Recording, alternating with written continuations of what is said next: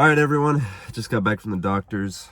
A little sinus infection, but today I wanted to talk about how a man should be a rebel. Now, I don't specifically mean like an anarchist, a communist, or something crazy like that. But it is a trait of a man to be rebellious. At some point, you must rebel against your father and become the man of the house. If you were to submit for him ultimately, you would always be his son. You would never carry the lineage of his last name into your next family. So you need to rebel. And when we think of this version of a man that is weak, the word that comes to mind is submissive.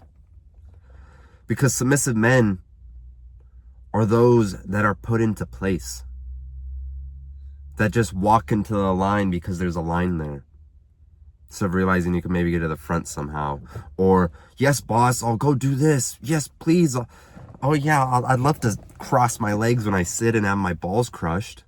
A submissive man is the weakest version of a man. Of course, I have to clarify in this video, don't go break any laws. You have to listen to the government. You have to listen to certain laws. You can't just go be an anarchist. Of course. But to continue with my point, a submissive man gave up on his courage, on his ambition. He submitted to his emotions, to his woman, to life. And he becomes so weak that he's pushed around and just a cog in the system. Because at no point should you be submitted to your rage, to your lust, to your greed, to your pride. It takes a certain type of strength to rebel against our naturalistic system in our body. To get a woman or to be in a good relationship, I think you have to rebel against her. Because at the end of the day, you're living your life, living your purpose, and she's there with the ride. She's like, babe, come cuddle with me a little bit longer. Babe, let's have some morning sex. Babe, let's go do this. And it's just pulling you back on your purpose, dude. And with work, with any situation in life, it's almost like Fight Club. If you watch that movie, you understand there's a key significant part of that movie when he starts building his cult, we'll use it. And he has these men, and he's like, all right, we need you all to go get in a fight, to go rebel against the system for a simple cause, but we kind of have the same analogy as a man, rebellious. You don't want to sit there with your legs crossed being told what to do. Throughout my entire life, it's always been, Max, go sit like that. Go do this, go do that. Oh, don't be loud. Guys, don't be loud. Sit in the classroom. Be quiet. Act like little fucking slaves. Be quiet. How much more of that? Because then you'll live that same analogy, how they pushed it in school. And jobs. Oh my God, dude. The amount of bullshit propaganda you go to or go through when you get like a standard minimum wage job. I was working at a grocery store once. I literally had 2 days of just consuming fucking propaganda of how to be a little soy boy. And when I worked that job, it seemed like every day I was being less of a man because I couldn't rebel. I couldn't be free. And freedom is our existence. It gives us status. It gives us the right and the will to power to do what we want. So this is all a video on how we should rebel. You can't be a slave to your phone, to people around you. Oh, go work that career. I heard it's good. Go to college. Oh yeah, thanks boss. I'll go do that for you. I'll kill myself by 35. Because something I realized as young as I was is when you start to realize how to live, what type of person you want to be, you have to go live it. And everyone in your community will be like, Max, that thing won't work for you. No way people are paying you money for your program or for your coaching. Go to college for 4 years. You don't have to know what the fuck you do. Just go to college. It's good for you. So you can work a job until you're fucking 60. Yes, boss. Yes, teacher. I'll be quiet. I'll be a fraction of a man with shriveled up fucking plums. Here's the sickness. So we have to act out. Because there's this quote that I was told. I don't remember who said it. It was probably some YouTuber. And it was, if you were to live in your father's footsteps, like what everyone else wanted. Now I'm paraphrasing this heavily because I don't remember the exact thing. But you can either please other people and dissatisfy yourself, or you can dissatisfy other people and please yourself. Because you're living a life for you. And you look in the eyes of these people, whether it's your family, your friends, your co-workers, the people at the line at Starbucks, and they're like, hey, could you let this lady go in front of you? Or I'm trying to think of a situation, but you tell these people no? Like, I'm from the Midwest. We're the nicest people on the fucking planet. You know, the Minnesota goodbye where we're saying goodbye to 30, 35, 40 minutes after, like, getting to the front door. We're super kind and super polite, which I think being kind and polite is good. But when you start to actually act, someone didn't hold the door for me the other day. And I looked him in the eyes and I said, really? You can't open a door all the way? And he looked at me like I was fucking insane. He looked at me like I was crazy. Or when you walk at Walmart and there's nothing but fucking NPCs around and this old lady almost hits you with her cart, or younger person, and you grab the cart and you fucking move it because they're in your way. When you start to realize life is only how you make it, how you forge it by your reality, you start to rebel by these confinements. People fucking explode, dude. It is so odd to go out life like a fucking cowboy, like your own main character, and realize I can dress however the fuck I want. I can hold myself however the fuck I want. I can do whatever the hell I want. And you start to push your own past. And you beat the depression, you beat the lust, you beat the scrolling on your phone, you beat the pendulum that swings, that takes your energy and decides how you should think. And when you start to live on your own path and control your own energy and make it a force that you're living, and you push things out of the way and get what you want, it's game changer. And it all starts by rebelling against these things. We're in a fucking psyop where our phone fucks our brain up because we can't stop scrolling, or we have addictions, or we have bad habits. And then it's so easy to lose that dream as a child. When we thought of ourselves as kings and we said, oh, nope, actually we gotta go get a 9 to 5. We can't make our own business. We can't make history. We can't have our names engraved in stone. Because it's all either you play the game or you rebel.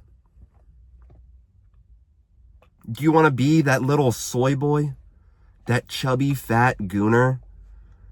That is like, oh yeah, yes, girlfriend, I'd love to cuddle with you. Oh yes, boss, I'll take the overtime and I'll do that extra work, yes. Oh no, yeah, oh, I'm so sorry, I'm so fucking sorry that there's people like that. That there's fucking weaklings. That's your competition when you realize it. You're stressing so much about this thing in life of your self-improvement, of your job, of your physique, and you realize 90% of the world are just fucking losers. Just soy boys, social justice warriors. So start rebelling, god damn it. Say to yourself that you'd rather be dead than a slave. And you work out as hard as you can to become that man of freedom. I'm going to continue to yap because I feel like fucking talking. I could end this video right now. Now, you got to realize freedom's been the biggest priority in all of history. At least as a European, and other cultures, sure. But I'm European. It's the only history I really ever cared and culture I care for. And I have so much respect for people that go against the grain, that have that confidence to go talk up to random people, to kind of go pursue their dreams, to go do anything they really want, whether it's smart or dumb. It doesn't really matter. But they're free from bounds. They decide to have balls, because you look at some people, like at the gym. I saw someone, like, I didn't even know the guy. I just kind of made an assumption, but he was really attractive. He had a great physique, and he held himself in a way, and he looked pretty financially set off.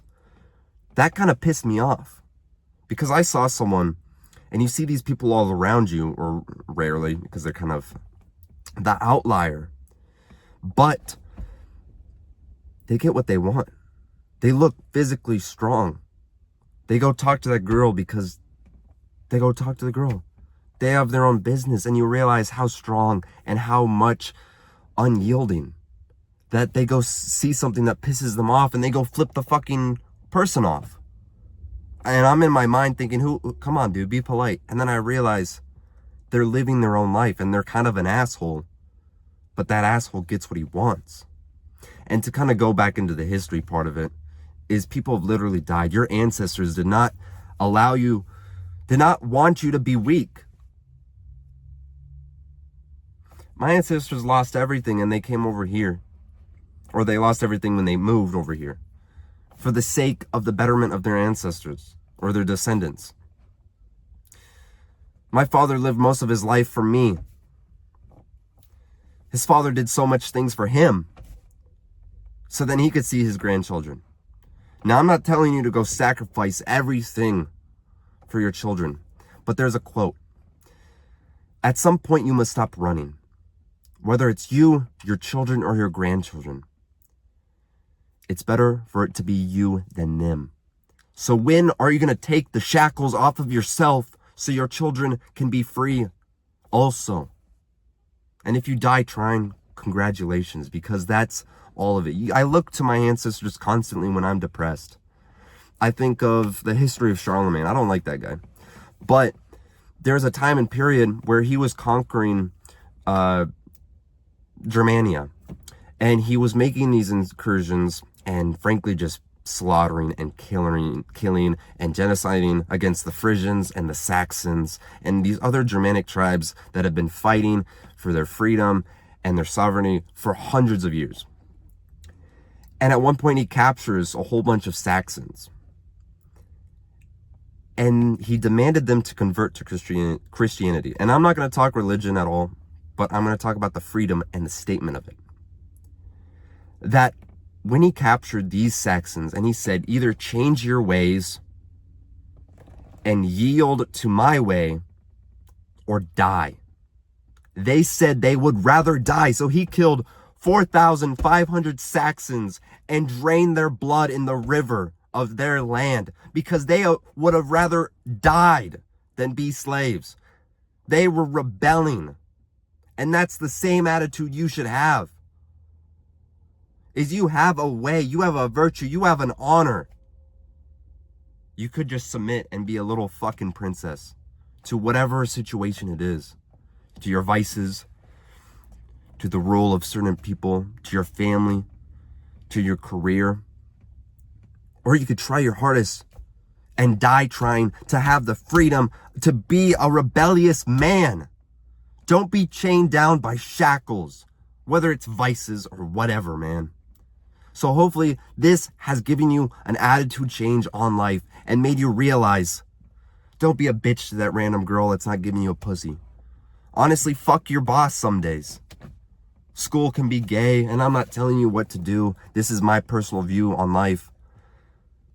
But every day I'm working so I can be more free, because I'm sick and tired of this stupid life, and I'm rebelling against it. I'm Maxwell.